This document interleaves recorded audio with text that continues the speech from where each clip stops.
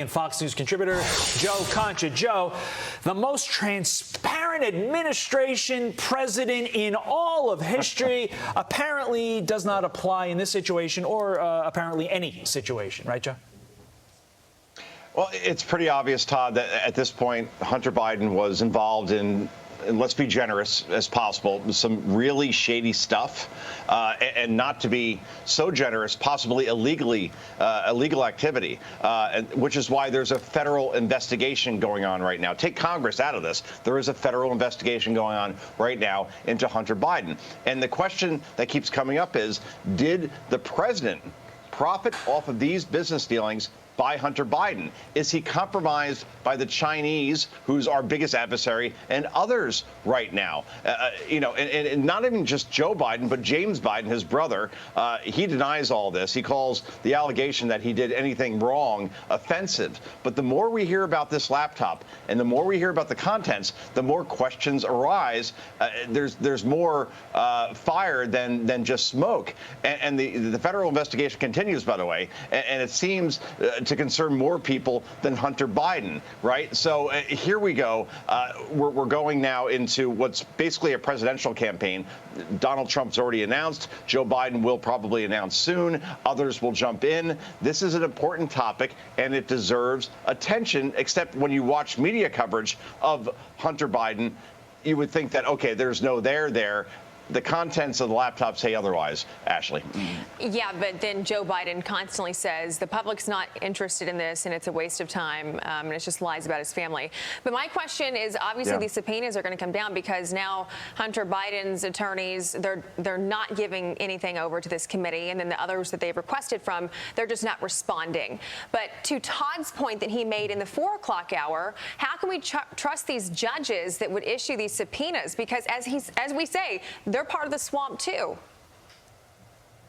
Well, precisely. So you wonder, is this a fixed fight? Will this somehow go away without a true investigation in this situation? But fortunately, Congress is pursuing this. And fortunately, there is a federal investigation going on, as I mentioned. So we'll see how this plays out. But either way, we've gone from the laptop is Russian disinformation, ignore this, to where we are now. And it just seems like things will only get worse before they get better for not only Hunter Biden, but Joe Biden, James Biden, and everyone else that appears to be involved in this based on the contents of the laptop.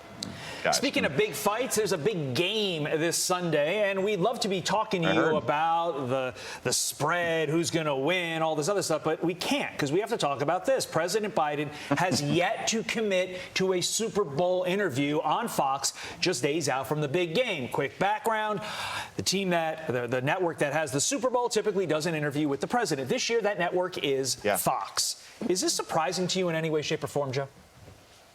Well, let's get the elephant out of the room first, Todd, because I know that America is watching right now and saying, okay, who do I like in the game and why? Eagles will win. I don't think it will even really be close. No, I got to get this out of the way first. This is over. All right, Joe Concha. I got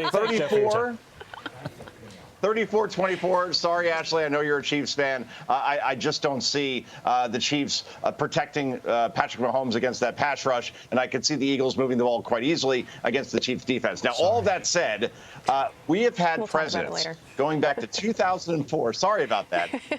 2004. Who appear on the Super Bowl pregame interview, all right? This is a tradition. Now, remember, the Super Bowl is carried by multiple networks, CBS, NBC, ABC at one point, and Fox. And every president for about 2 decades, whether we're talking about George W. Bush or Barack Obama or Donald Trump, has appeared and sat down and done this interview regardless of the network carrying it.